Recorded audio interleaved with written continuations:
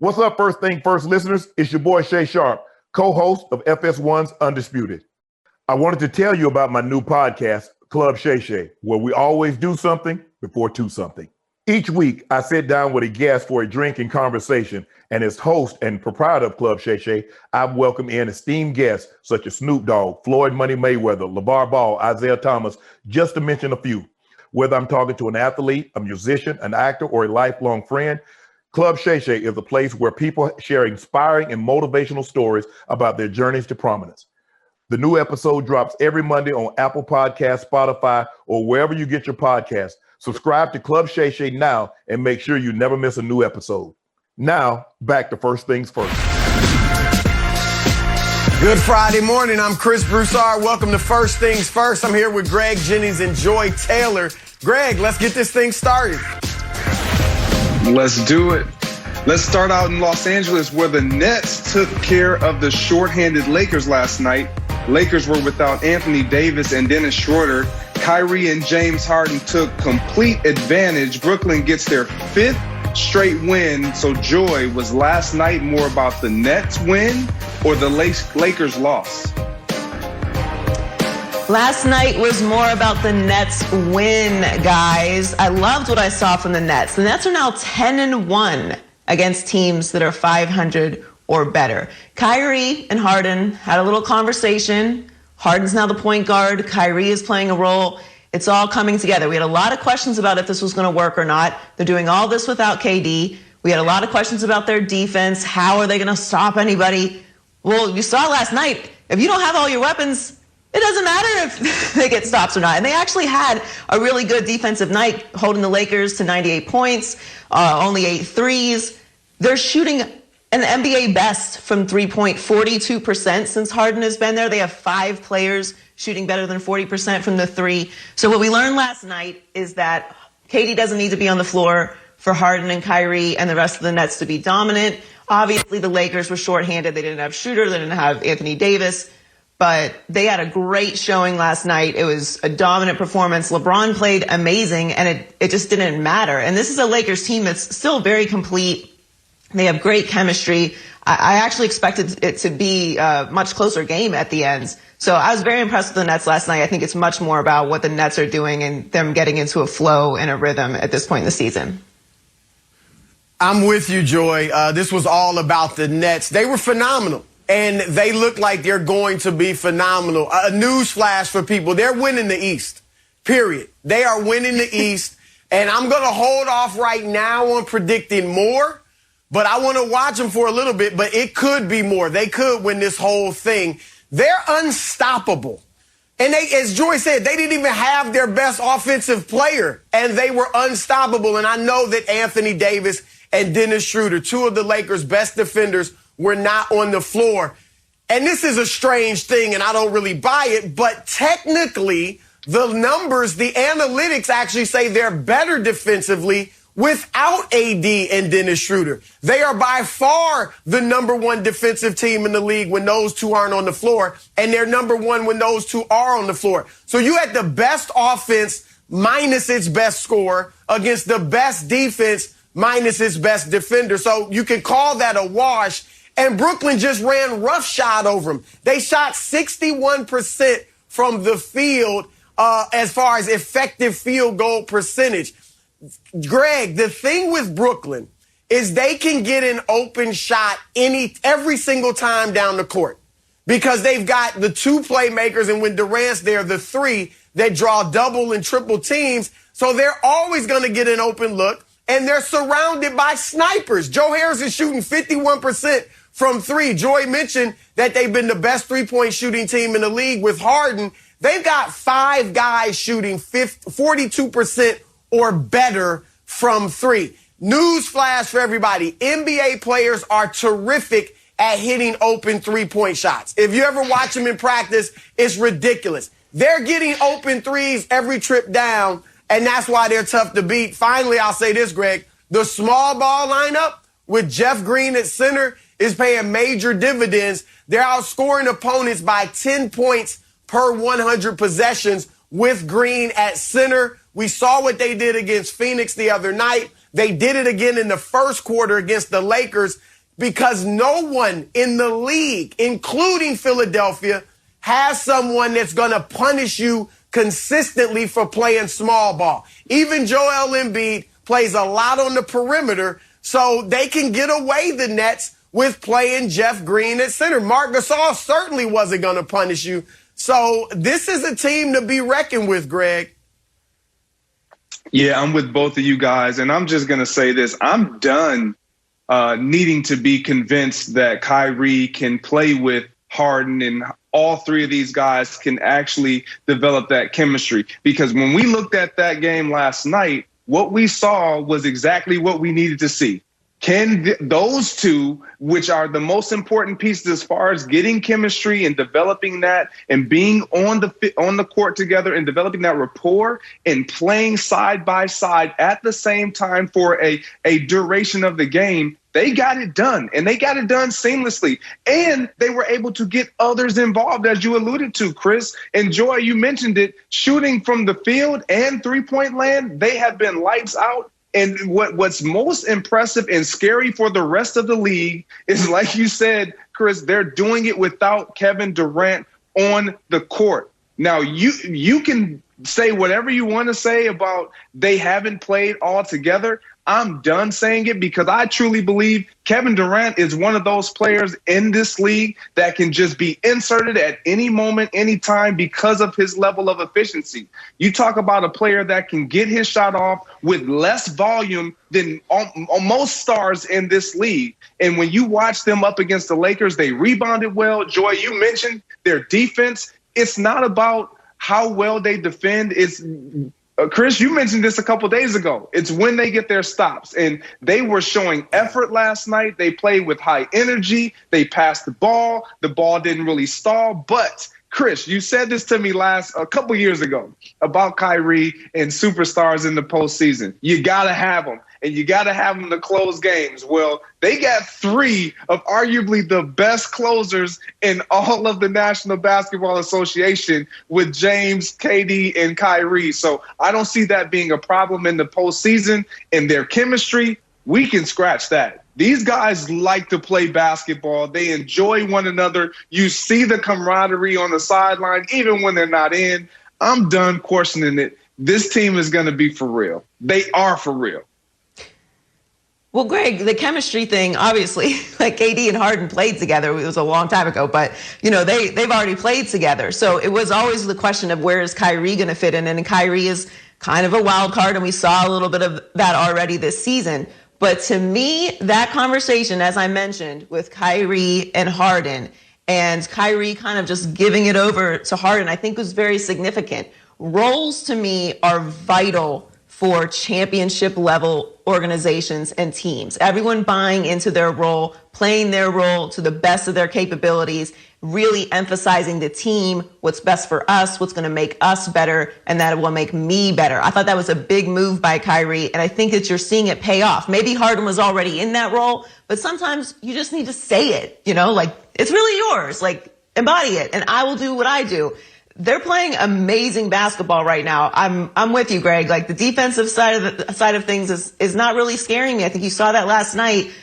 If you get a stop, they're going to get a shot on the other end. So how much defense do they really need to play? I don't want to get crazy, but because obviously we know once it gets down to the deep in the playoffs and championship levels, you're going to have to play some defense. But I'm looking around the league, like, who can put up these numbers from three to keep up with them?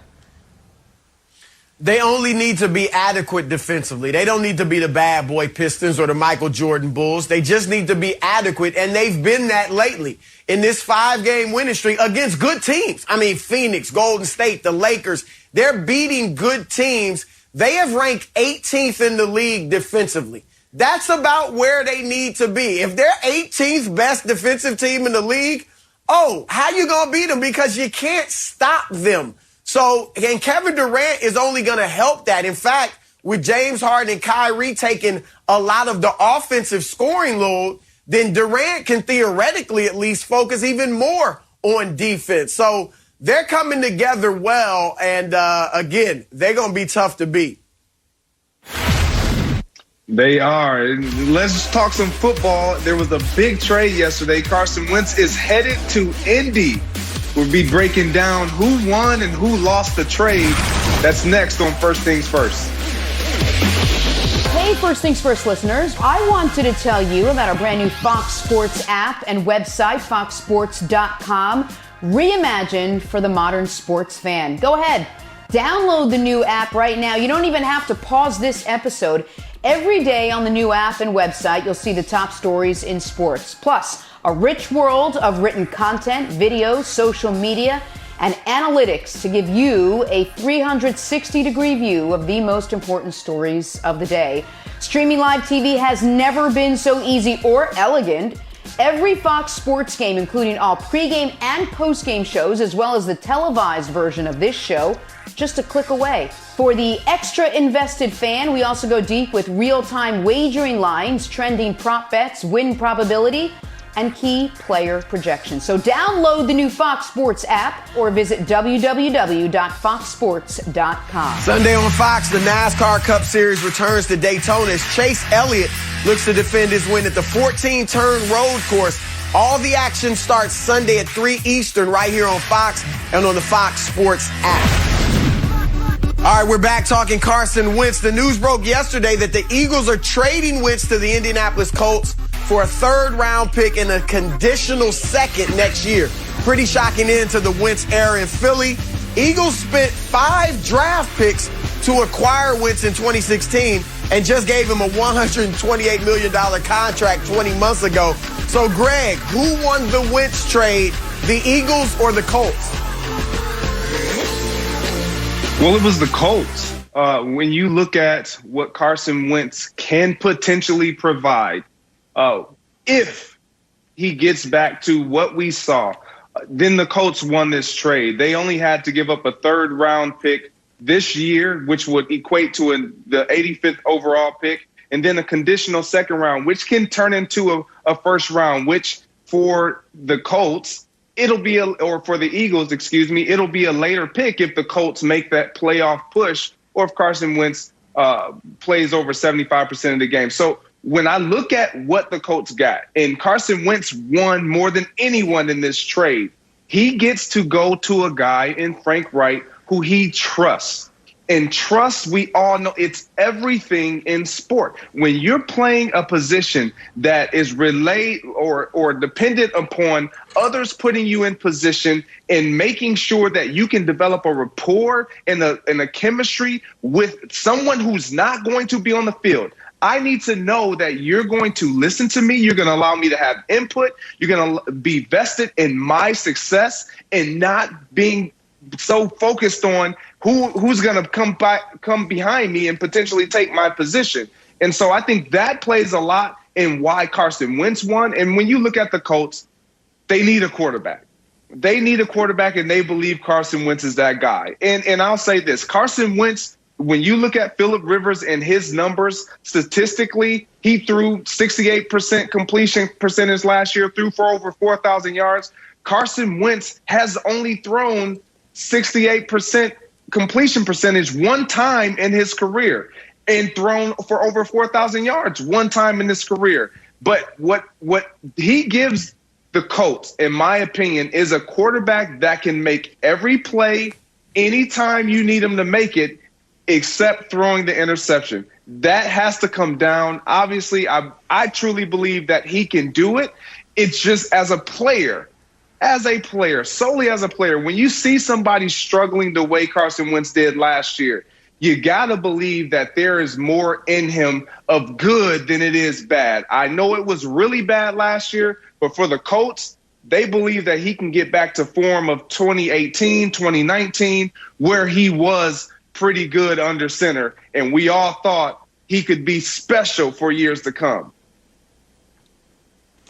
Oh, this is a dream for the Colts. Of course the Colts won the trade. You lose Phillip Rivers, who had a nice season last year, but it was obviously time to go, and you immediately replace him with Carson Wentz. Frank Wright, Carson Wentz back together again.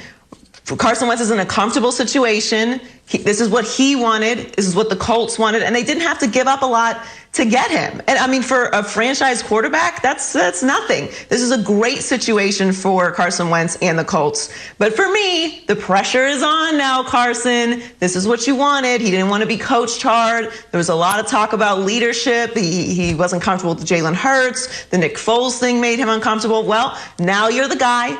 Now you're not going to get sacked 50 times a season because the offensive line with the Colts is great. You have a running game, you have weapons to throw to, and a solid defense. The Colts got their guy. I can't wait to see what happens here, but they definitely won the trade. I just believe now all of the pressure is on Carson Wentz. You can't make any more excuses. Nobody's coming up behind you. You're going to have all the input you need, and you're with your guy, Frank Wright. But the Colts definitely won this trade. Look, Philadelphia is still taking a $34 million dead cap hit, and they don't know who their quarterback is. They definitely lost this trade. There's no question about it. Now, Joy, you're right. The pressure's on Carson Wentz. If he's ever going to be anything in this league, if he's ever going to get back to what he was in 2017 when he was on track to win an MVP award, it will happen in Indy. This is a perfect situation for him. It's a completely fresh start, which is absolutely what he needed. He's got everything. You mentioned Frank Wright, who was his offensive coordinator in Philadelphia when he had the great year in 2017, Greg. So that's perfect. The offensive line you talked about, Joy. Phillip Rivers was sacked 19 times last year. 19, that's it. Carson Wentz was sacked the league high 50 times in Philadelphia in only 12 games. So a quarterback can't ask for anything more than a clean pocket, and he will have that in Indy. As far as receivers, we'll see if they bring back T.Y. Hilton, who's a very good receiver. But they also, remember, have Paris Campbell, who was injured, really been injured, most of his 2-year career. If he's healthy, and they're thinking he will be for next year, he can be dangerous. Jonathan Taylor, the rookie running back, was third in the league in rushing last year. So you got a run game. You got a top 10 defense. I mean, there's nothing that you don't have there in Indianapolis. And the Colts are looking at it like, we very likely may have our next quarterback, our franchise quarterback, for the next 10 years. So they did awesome in this trade. There's no question about it, Greg. Yeah, and Joy, I hear you on the pressure being on Carson Wentz, but you got to think from his perspective, when you're in a favorable situation, when you're in the situation that you have desired, yeah, there may be pressure from the outside, but from inside, he's looking at it like, I got everything I need. There is no pressure. I have others that are going to step up and make plays and make me better. We talk about the sacks. He's going to be sacked more than 19 times next year. And the reason why is because he holds on to the ball a little bit longer than Phillip Rivers, a guy who doesn't extend plays with his legs. He gets rid of the ball, plays with more rhythm. That is not Carson Wentz. He's going to afford them opportunities to extend plays and get the ball down the field, something that we didn't see him do on a consistent basis the last few years. And I'll say this, when you have a quarterback that has struggled, once you start to get him up front and get him protected, and the pocket clears and he's starting to go through those progressions and he's not under duress without it being on his own accord, meaning him getting outside of the pocket, he can exhale. He can go in that huddle, call that play call, and not concern himself mentally with, am I going to be running for my life? And I think a lot of that played into his bad performances last year. He was doing a lot of running for his life. I'm not trying to make excuses for Carson Wentz, but that was fact. We saw film, we saw the tape. But when you look at where he's at now, you both mentioned it, you laid it out. It is set up for his success. And from the inside of Carson Wentz's lens, he doesn't look at it as pressure. He looks at it as all I have to do is my job. No, he's in a great situation. We've seen Carson Wentz throw to practice squad guys and make it happen. So I have no doubt that he's going to take a fundamental step up just with the weapons around him. But when I talk about pressure, he is not somebody who can handle adversity off the field. Now, that's not really something I think he's going to face in Indianapolis, but we saw what happened when he got injured and Nick Foles won. He started to fall apart. Then they bring in Jalen Hurts, and that's a whole other emotional situation. This is a competitive league. It's the most competitive business in the world, professional sports, maybe.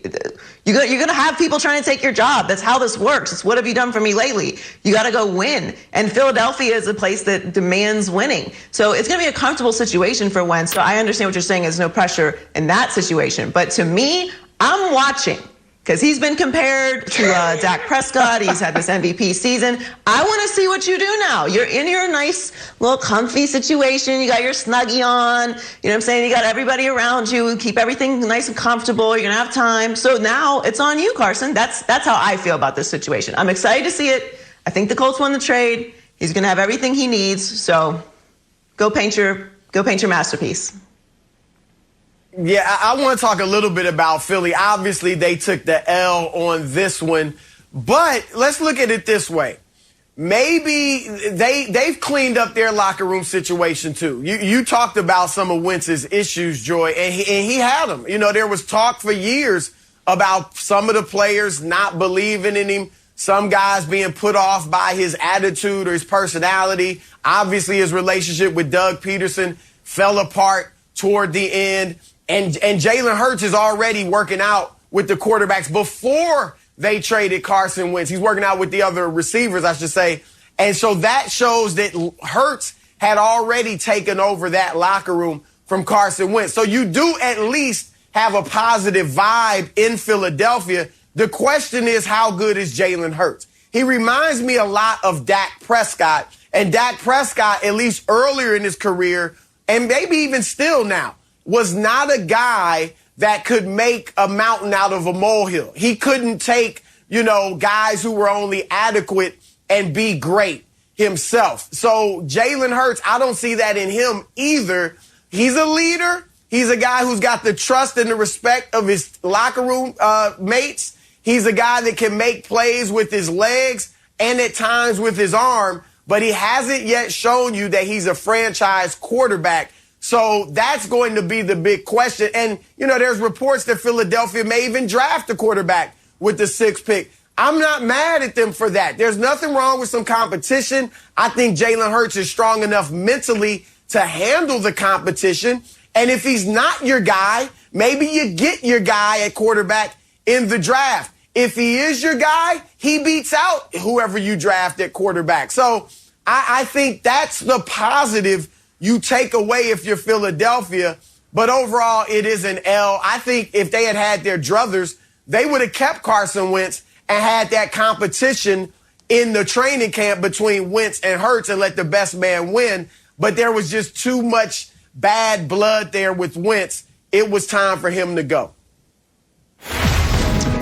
We shall see which NBA star should have been an all-star starter. We'll tell you next. This is First Things First. Hey, First Things First listeners, it's Charlotte Wilder here to tell you about my new podcast with Mark Titus called the People's Sports Podcast. It comes out every Thursday, and Mark and I take one of the big stories of the week, and then we go off on tangents you never saw coming. This might mean that we start talking about the Dodgers winning the World Series and end up wondering if Knicks fans deserve happiness. Or begin with LeBron's greatness and end up drafting our ultimate beer league softball team made up of old athletes. Whatever it is, the only rule of the show is that it has to be fun and funny, because these days we could all use as many laughs as we can get. So check it out wherever you get your podcasts and come down weird sports rabbit holes with us. We can't wait to have you. Now, back to First Things First. Time to run the fast break with Antoine Walker. The NBA revealed the all-star starters yesterday. In the West, Steph, Luka, Kawhi, Jokic, and LeBron. In the East, Beal, Kyrie, KD, Giannis, and Embiid. So, Antoine, who is the biggest all-star snub? Well, it's got to be Dame Dollar. I mean, every year it seems like we're always fighting, arguing over this guy being an all-star.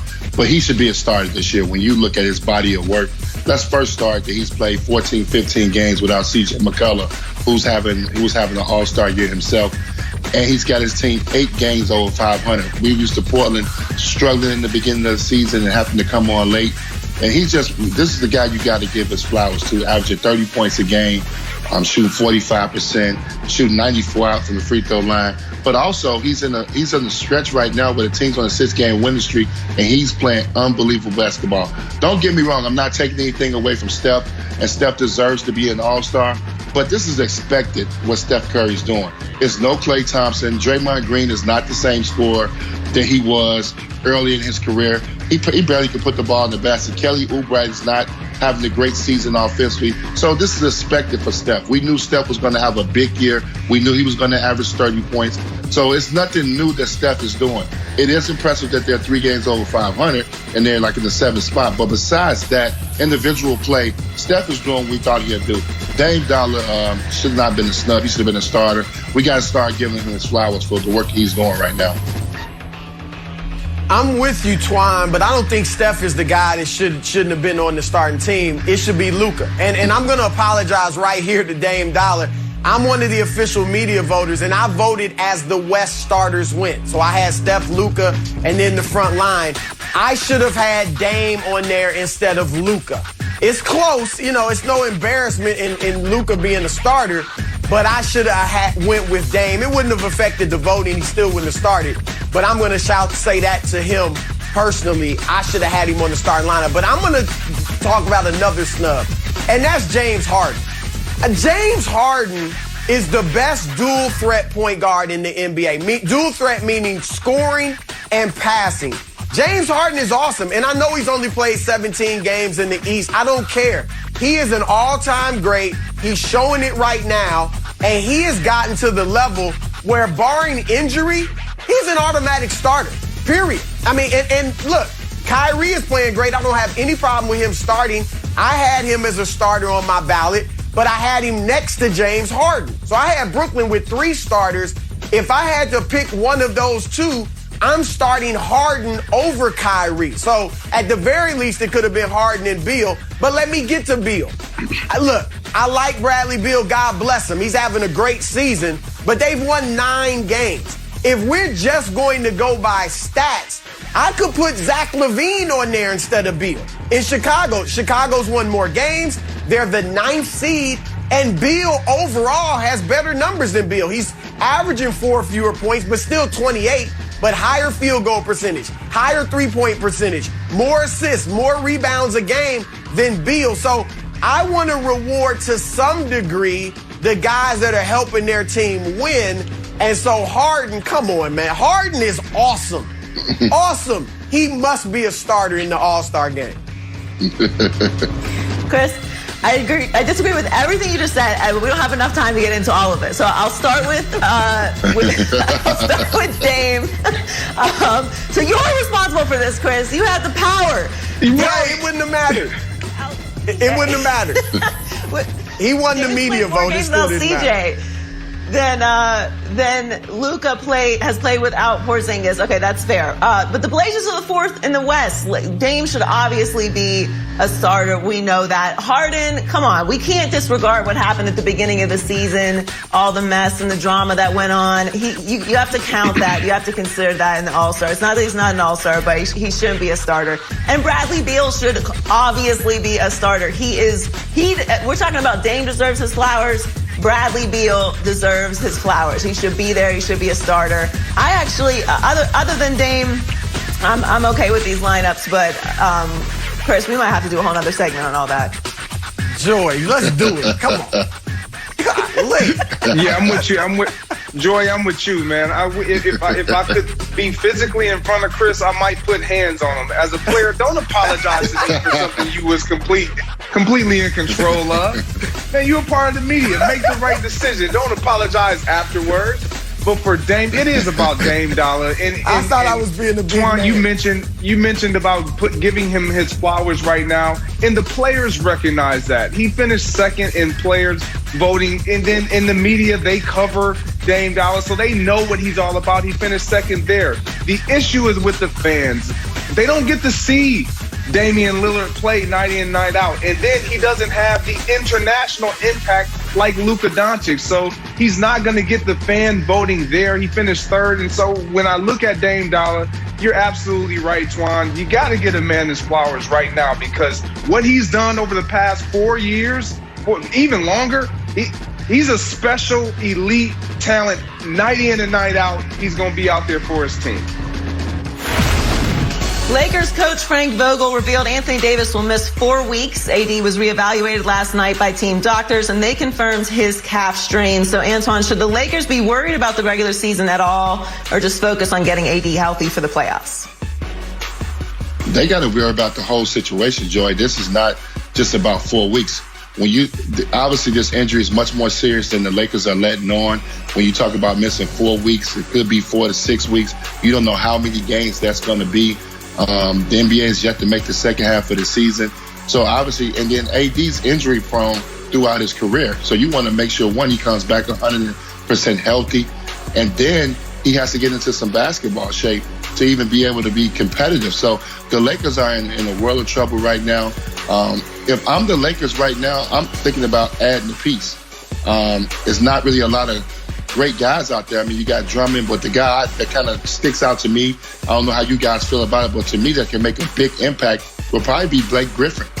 If he takes a buyout, you'd be able to pull Blake Griffin in there, a guy who's not really had an opportunity to play for championships, put him on the big stage. He likes L.A. He can give you something in the off-the-bench role. He's a pick-and-pop guy. He can shoot the three.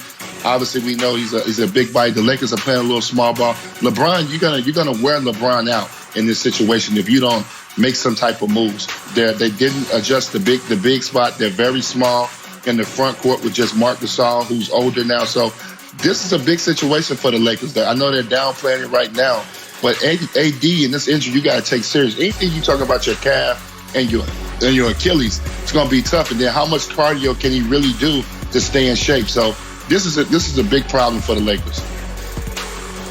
Yeah, it's all about AD for the postseason. Because home court advantage doesn't really matter that much for the Lakers. Number one, we don't know what fans are going to be like anyway in the playoffs. Are they going to be packed stadiums, 10,000, 5,000, 500? We don't know. Number two, if they meet, say, the Clippers in the conference finals, which a lot of us expect, that's their home arena. And if there are fans there, even at Clippers home games, the Lakers will have more fans. And then third, they're the best road team in the league. They're better on the road than they are at home. Here's the thing with AD. He's got to take these 4 to 5 weeks, whatever it is, and get himself right, not just physically, but mentally. I expected AD to come out and have an MVP caliber season. Instead, he has regressed. Points are down, rebounds are down, free throw attempts are down, blocks are down. Free throw percentage has gone from a career 80% to 71%.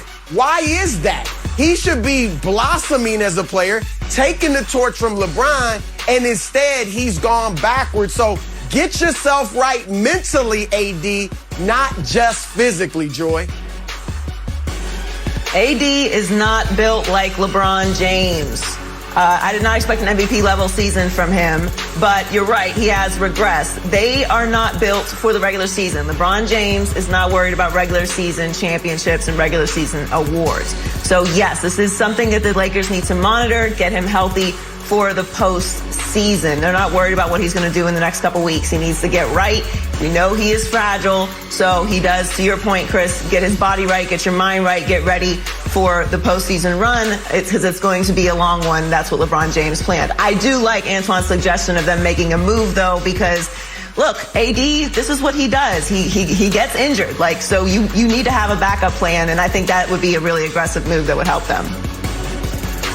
Yeah, it's about the future for the Lakers, and that future being the postseason. That's what it's always going to be about when you're talking about LeBron James and chasing titles with this organization. But we got to remember, after the finals in the bubble, they only had 71 days, and AD was playing hurt even when he was down in the bubble. So we didn't see a completely healthy AD. We saw him do something that he hasn't been able to do throughout his entire career, which is play through those injuries at an elite level. He did that last year in the bubble.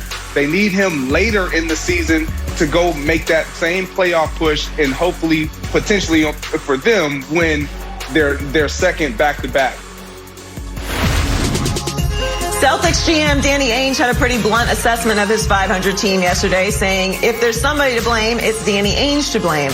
So, Antoine, is Danny Ainge right that he's to blame for the Celtics' struggles? I don't think he's 100% to blame. I think he's a part of it. I give him 50% of it because he dropped the ball this summer with Gordon Hayward. You can't let a guy like Gordon Hayward walk out the door and don't get anything back in return. They needed to add some depth to this roster. He did not do that. The signing of Jack T seems like it was a bust.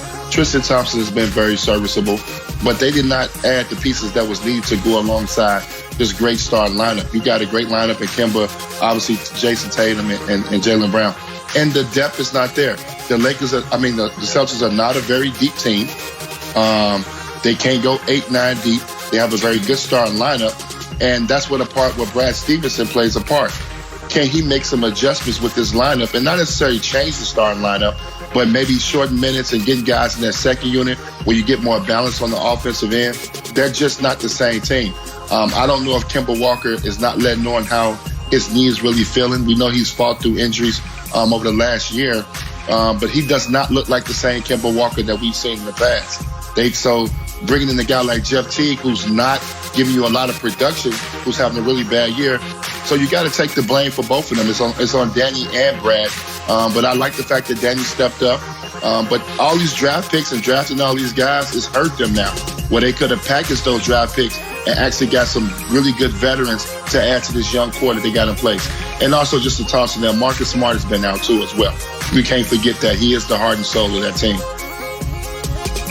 Yeah, look, their lack of depth is Danny Ainge's fault. The fact that outside of Taco Fall, they don't have a player taller than 6'9" is Danny Ainge's fault. You mentioned Gordon Hayward as well. They got a second-round pick for him. That's Danny Ainge's fault. But it's not his fault that Marcus Smart is injured. It's not his fault that Kemba Walker, really hasn't been able to come back 100% yet from the knee injury. We'll see if that happens. So I'm going to put more of this on Brad Stevens. All right, you still have two legitimate all-stars, and I'll be shocked and I'll be upset if both Jaylen Brown and Jason Tatum aren't on the Eastern Conference all-star team. So you still have enough where you should be above 500 in the Eastern Conference. Brad Stevens has been treated with kid gloves throughout his career. From the get-go, from Jump Street, he got this long-term 6-year contract straight out of Butler that rubbed a lot of people around the league the wrong way. Look, he's a very good coach. He's done a good job there.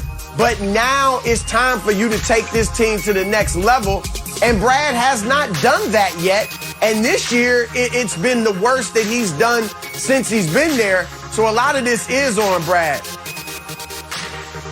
Yes, Chris. Yes, it absolutely is on Brad. Every year I hear about Brad Stevens, the wonder kid and the system, and they're contenders. We need to take the Celtics seriously. And every single year I'm like, why aren't they in the NBA Finals? I thought, what happened? Where are they? 16 different lineups in 28 games. This is somewhat on Danny Ainge because of the depth. Some of it is injury. It's not excuses. Some things are reasons. But to me, you have two stars. You're right. You should be better than 500 in the East. I don't take the Celtics seriously at this point anymore because every year I hear the same thing. To me, this is on Brad Stevens. After a while, you just have to make it happen. Everyone deals with injuries. Everyone deals with COVID issues these days. You got to make it happen. Figure it out. I understand that everyone deals with injuries and COVID issues, but Twan, you mentioned all the personnel decisions that Danny Ainge did not make and that he did make that hurt this team. And ultimately, that's why this team is where they are. They're just not good enough. And he said it, he knows it, and he's responsible for configuring and putting together a roster that Brad Stevens can put out on the floor and then produce wins. That has not happened. I don't care if Marcus Smart is on the floor. I don't care if Kemba Walker is 100% healthy. They still aren't good enough. Danny Ainge knows that. He's responsible for it. All right, we're talking winners and losers of the Carson Wentz trade next on First Things First. Black History Month is our time to reflect on our black heroes, but I'd be remiss if I tried to single out just one, because there are so many black heroes over the course of history, particularly in sports. Whether Jesse Owens, Muhammad Ali, Serena Williams, Kareem Abdul-Jabbar, and so many more, it's too hard to focus on one, so instead I acknowledge all of the achievements by so many black individuals and the collection of black people and black athletes as a whole.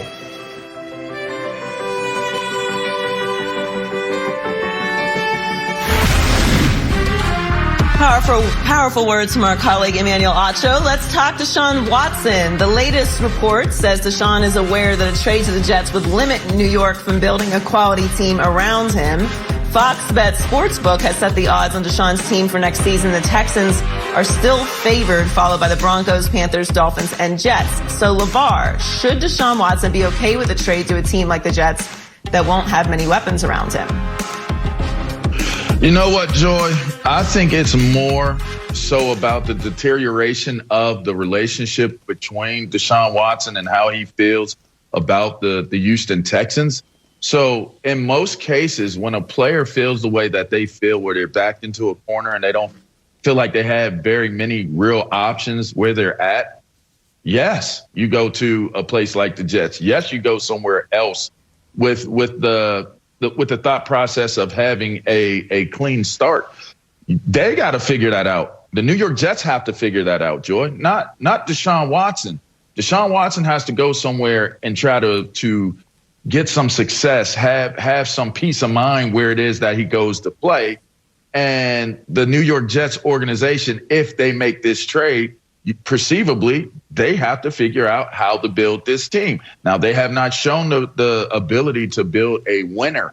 And that would be the biggest concern. If I'm Deshaun Watson saying I want to leave because of the way things are being ran and that we can't win here in Houston, then you should have a problem going to another team that is showing the same type of failures that the one that you're currently on, or we'll be hearing that Deshaun Watson wants another trade after a year or two in New York. So I think he's okay with getting away from Houston right now.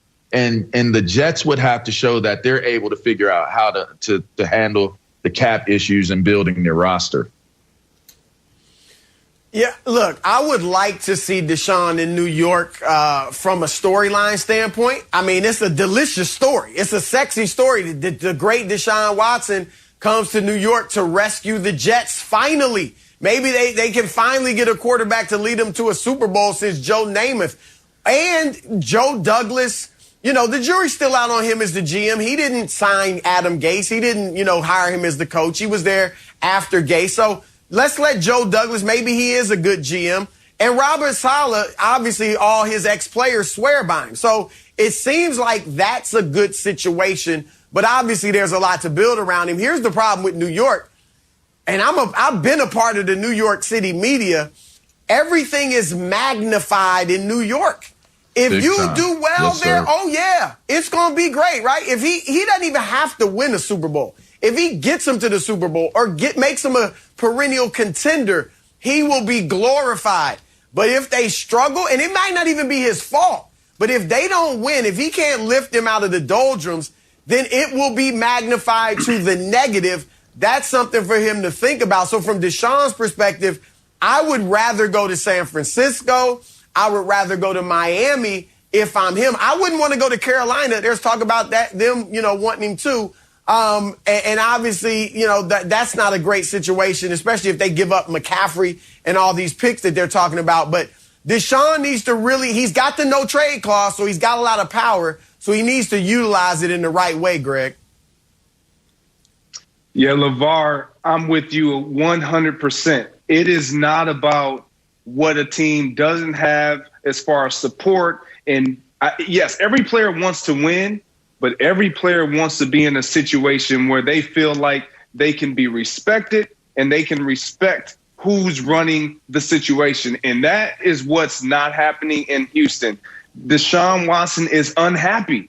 And when you're unhappy, you are better moving on. You don't care what the situation looks like. You just want to get out of your current state. And that's where Deshaun Jackson is. Yes, does he want to win? Every player in the National Football League, every competitor wants to win. But every competitor also wants to be in a situation where they can have fun, where they can enjoy getting up, going to work every day. And I'll say this, with Robert Saleh being the head coach now in New York and bringing over Matt LaFleur, or not Matt, I think it's Matt LaFleur, for his offensive coordinator, he's been under the tutelage of Kyle Shanahan. He would love to be in the room, striking up some plays, brewing up some schemes with Deshaun Watson, and Deshaun Watson the same. So to your point, LeVar, he doesn't care about the personnel. That is not his responsibility. The Jets didn't say he would have an input if that's where he is. But the Houston Texans told him he would have some say. They told him that they would converse with, as far as the general manager and the head coach. None of that happened. I got to go. You took away D-Hop. Your J.J. Watt is no longer gone, so I don't have a reason to really stick around and say, you know what, I want to win it for this guy or I want to win it for this city. No, this city has been good, but you in management have not been good to me and have not respected me. Totally agree, Greg. He's got to go all the way down to the 305. Miami Dolphins. Miami Dolphins. Geez. Go to the Dolphins, Deshaun. Gosh. Go. You got Brian Flores. All right. You got the 6th-ranked defense. They have 1 million draft picks. They don't have to give anything up. They can send Tua and draft picks to Houston. They're going to work on their offensive line over the offseason. It's a great situation. Yeah. The Dolphins are the only team on this list of teams that had a winning season last year. By many games, actually, when you look at the rest of the teams on this list. They're the only team that has an established culture on this list. Now, obviously, there's some other options out there. You mentioned the 49ers. I don't really think that they're going to move on from Jimmy G, but I think that would be a great situation for him. But why would you leave a dysfunctional situation to then go to an unknown like the Jets? It doesn't make any sense to me. I like Robert Saleh. They have a lot of draft picks. It's all upside, but we have no idea what they're going to be. We don't know what Matt Rule is with the Panthers, and then you've got Tom Brady in that division. You have the Broncos. You got to play Mahomes. I think that this makes the most sense to go to Miami. But either way, I just love that we are all on the same page, that we have to protect Deshaun Watson at all costs. You know what's interesting? Joy left out going to the Jason Taylor Manor on the beach to be able to have a barbecue to make sure you solidify the deal to come to the Miami Dolphins. You're definitely welcome to the Taylor house tampering. For a barbecue, Deshaun. Hey, Deshaun, NFL, I don't know if this is tampering, but I think that Jason Taylor has clearly given his sister directives in terms of how to handle things on the show today about getting into Miami. I speak for myself. If we're talking about where you're going to go, I'm not upset about what the Jets are trying to do. I like the coaching move. I like what they're trying to build. But like you said, Joy, this is relatively unknown, and it's an unknown connected to a failing operation in New York right now. And like you said, Chris, that media market is, it is, it's amazing. I went there for a year. And let me tell you something, within 6 to 7 months time of being there, you start to realize the power of how strong media markets are. The number 1, the number 2 media markets are. I like San Francisco. It's a nice market. It's a large market. Kyle Shanahan knows how to leverage that running attack like his dad did. And they dealt with a lot of injuries this year. Right now, I don't know who they lose. I heard they do the trade. They lose Bosa and a couple other guys. I mean, if you lose Garoppolo, obviously that doesn't matter. But you look at the way Kyle Shanahan runs that offense with the balance of the run scheme, culminating how you're able to throw the ball and create those opens on the field, those windows of opportunity to throw in. Greg, you're a receiver. You know this. A guy like Kyle Shanahan, who can keep you off balance as a defense because of how well they can move the ball on the ground, always gives a quarterback and receivers the opportunity to create that space, to have that separation against the defenses. To me, if I'm Deshaun Watson, That's super attractive, knowing that there may be one player that was injured away from being that team that made it to the Super Bowl not too long ago. Yeah, I like the San Francisco 49ers, and obviously that would be a great fit. And that's Mike LaFleur, not Matt LaFleur, that's with the Jets now. But for me, even though San Francisco would be the ideal situation, I like the Chicago Bears or the Minnesota Vikings. I know he put out there that he wouldn't allow for his he would put in effect his no trade clause. Like, I don't want to go to the Vikings. But the Bears are a suitable team. They have a good defense. They haven't had a quarterback in years. They never had a quarterback. Let's just face it. It's the Bears. But for Deshaun Watson to get into that offense and to try to make some magic in that NFC North up against Aaron Rodgers, I like that situation better than a lot of other situations. Now, no, LeVar, to your point, the San Francisco situation is by far the best. But I don't know if that Miami's happens. Good too. For Deshaun, it would be for me to get to the NFC and try to make some hay there, Chris. I like the weather in Miami, Fort Lauderdale, but San Francisco to Bay, that would be the greatest opportunity for Deshaun for certain. Well, we're heading back to the NBA. How did Kyrie and Harden take down the King last night in LA? Next on First Things First.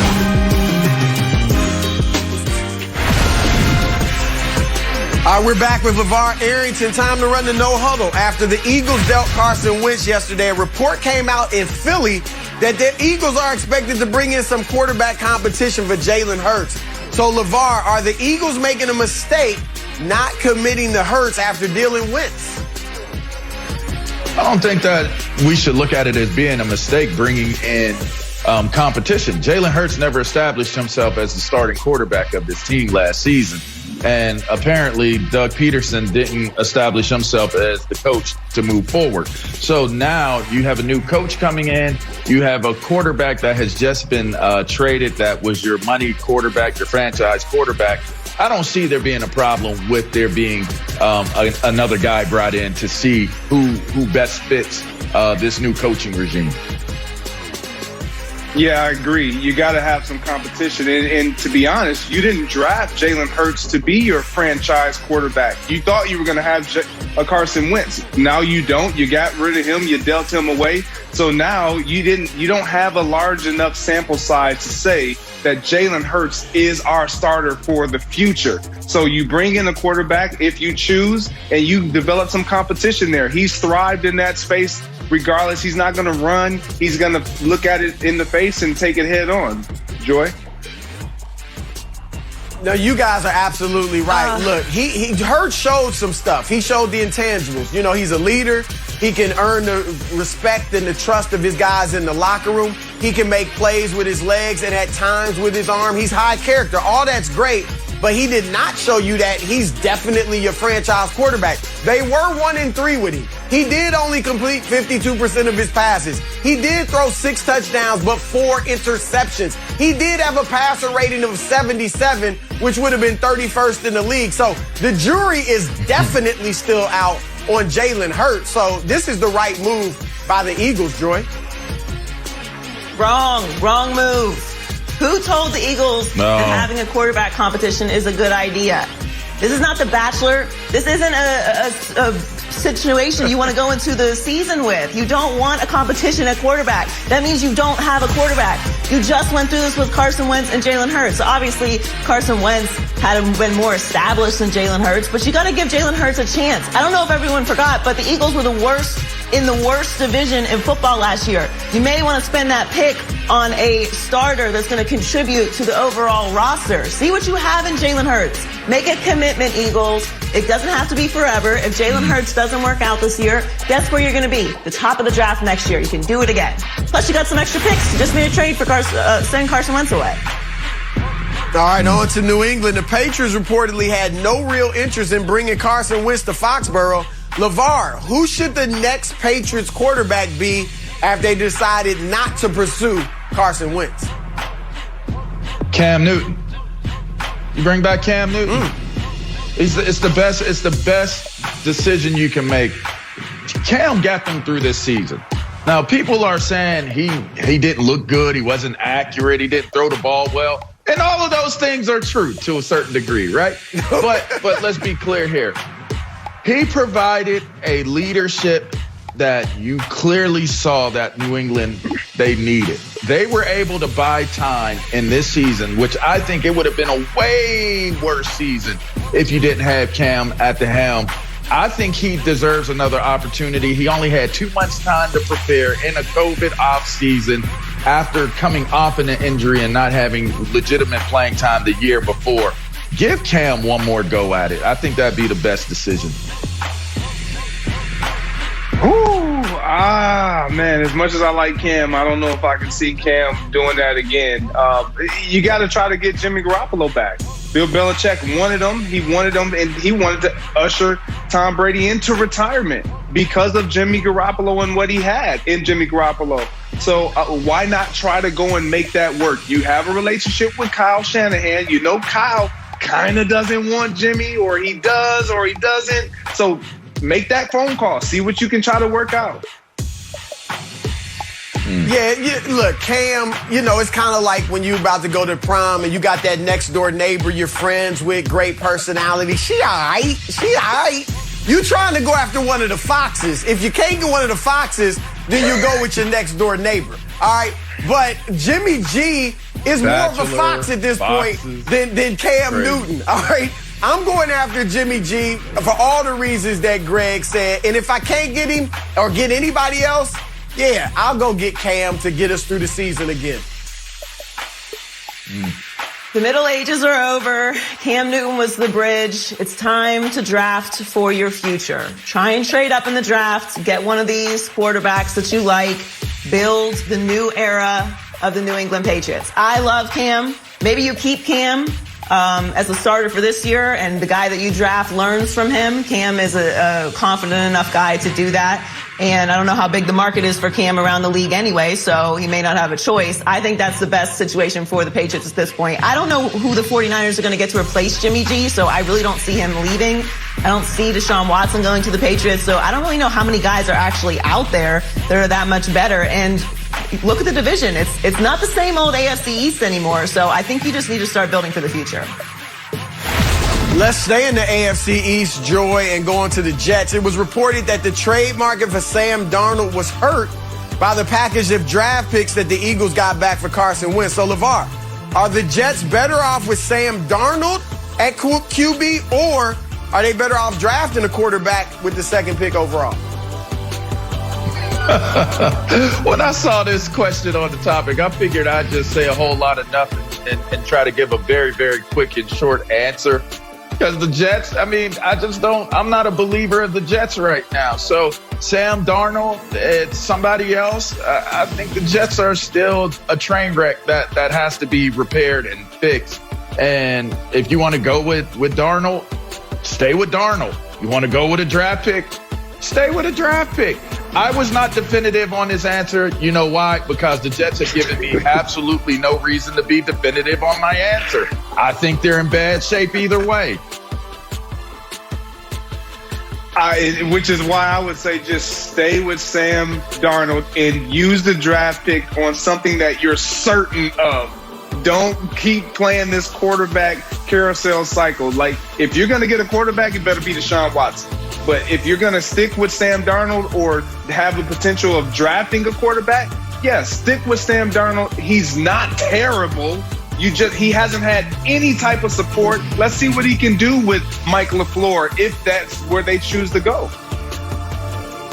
Yeah, look, Adam Gase, we saw Ryan Tannehill blossom once he got rid of Adam Gase or away from Adam Gase. So let's see if Darnold can do the same thing. There are always ballyhooed quarterbacks in the draft. It's as simple as that. Only Trevor Lawrence is really a sure thing or the closest thing to a sure thing. The rest of them are gambles. And Sam Darnold was ballyhooed coming out of college. So let's give him one more shot with Robert Saleh. See if he can turn it around before you move on from him, Joy. You know what I don't like to use to describe my quarterback? Not terrible. They have the second pick in the draft. The Sam Darnold era in New York is over. It's fine. Don't be greedy, Jets. You have 2 first-round picks, a second-round pick, and 2/3 just this year, a massive amount of cap space. Trade Sam Darnold for whatever anyone will take him off your hands. Draft the future. Start over. Don't be greedy. This is the Sam Darnold era in New York is over. All right, on to Tampa Bay. Buccaneers running back LaShawn McCoy had this to say about the GOAT, Tom Brady. He's dialed in. He can play another 5 years. That would put Tom at 48 years young. So, LeVar, is LaShawn McCoy right that Tom Brady can play 5 more seasons, or is he out of his mind? No, he's not out of his mind. I mean, Tom Brady be taking them peppermints to handle his sugar. You know what I mean? You know how them old heads be handling the sugar with peppermints. I mean, he's doing all. He takes Geritol at night, man. The dude takes long walks and sits and feeds ducks. He's an old man in real life, but he's just something just different about Tom Brady when he puts his uniform on and he goes onto the football field. If I was ever to be a disbeliever of what the capabilities of Tom Brady would be, he dashed them, he put them to sleep this season. I can't believe he was able to play at the level that he did, even though at times people felt as though they saw his age showing. I think he's such an intelligent, bright football player, and he's able to get his other teammates around him to be the same way, that he can play for at least another 3 to 4 years. 5 years, why not? 6, why not? Chris, last time I saw you, man, in LA, didn't you have a pocket full of peppermints? For that sugar. You got to handle that sugar, Chris. Yeah, man. I knew you had a pocket full of peppermints. I'm the elder statesman of this show. I'll admit that. See? But I'm with you, LeVar. I'm done doubting Tom Brady. I'm with the Shady here. I've seen Tom Brady's progression. I've seen his work ethic. And there's no need for me to question whether he can play 5 more years. I'm going to let him retire when he decides to retire. I'm done trying to end his career, Chris, like most guys on our side try to do. So Tom Brady can play as long as he desires to play. He's proven that he can continue to do it. Man, y'all are tripping. All right, and I'm a Tom Brady fan. Yeah, I predicted before this season that he would lead Tampa Bay to the Super Bowl, so I believe in him. And I'll admit, if 5 years ago somebody had said Tom Brady's going to lead a team to the Super Bowl at 43, I would have thought they were crazy. But 48? I'll give him 3 more years. 5 years? Come on, y'all. This is crazy. I mean, look, and as great as he was this year, he should have made the Pro Bowl. We all know that now. But you do see some decline. When he was at his best, he would have thrown for over 50 touchdowns and well over 5,000 yards with that crew that he had around him. He had his moments where he was mediocre. He missed a lot of throws. He threw some interceptions. Super Bowl. So, look, he's still very good. I think they could get to the Super Bowl next year. But I'm not giving you 5 years, man. Come on, y'all. 5 years? He got better as the season went on. Doubting Tom Brady is an exercise in futility. It's not something that I practice in my life because it is a complete, utter waste of time. He continues to defy all logic and parameters. Maybe he hacked the Matrix with this pliability thing, but he seems to be the ultimate outlier. So I'm with you, LeVar. 5, 6, make it 7. Tom Brady's going to let us know when he's ready to retire. I won't be sitting around waiting for that announcement. He'll let us know. Yeah. Why not? Y'all sound like Michael Jordan at his Hall of Fame speech. Hey, 50, don't laugh. I might come back at 50. Don't laugh. Come on. Y'all. Arthritis in every single joint, but he gonna play. All right, LeVar, thanks for joining us, man. We appreciate the knowledge. Appreciate you guys. Although you went off the rails on that last one, but we're talking Carson Wentz when we return. Can he get back to MVP form in Indianapolis? That's next on First Things First. Get that peppermint. Fox Sports presents Voices Season of Change, a look back at the 2020 NASCAR season and the impact of positive social change, hosted by Kurt Menefee, Jeff Gordon, and Larry McReynolds. Fox Sports Voices tomorrow at noon Eastern, 9 a.m. Pacific on Fox. Time now for stories to start your morning, sponsored by Ram Trucks, built to serve. We're talking Carson Wentz. The news broke yesterday that the Eagles are trading Wentz to the Indianapolis Colts for a couple draft picks. A pretty shocking end to the Wentz era in Philly after 5 up-and-down seasons. So, Greg, any chance Wentz can return to MVP level under Frank Wright in Indy?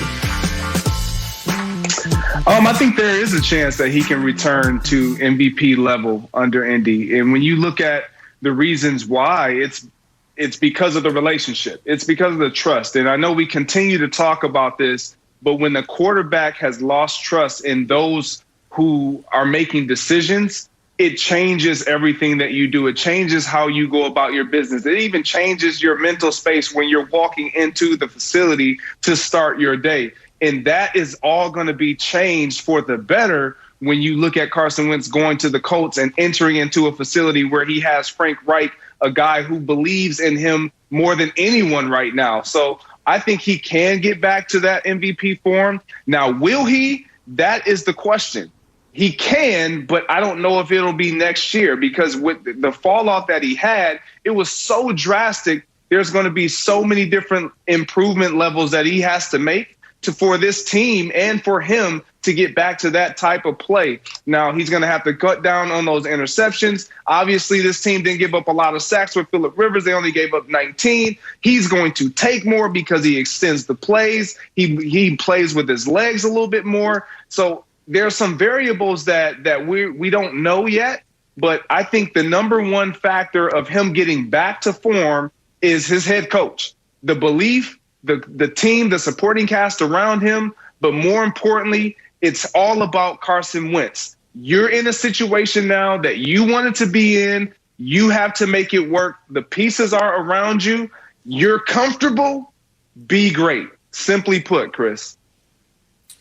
Yeah, Greg, I'm with you. And I love what the Colts did. I thought this was a great move, especially since you didn't really give up much, a 3rd-round pick, either a 2nd-round pick or a late first. So I love this move by them because, as you said, the great potential is there. Even if he doesn't get back to MVP level, if he gets back to Pro Bowl level and, clear franchise quarterback level, with what they have around him, the running game, good receivers, the defense, good offensive line, they can be a contending team. But there are serious question marks. This is not 100%.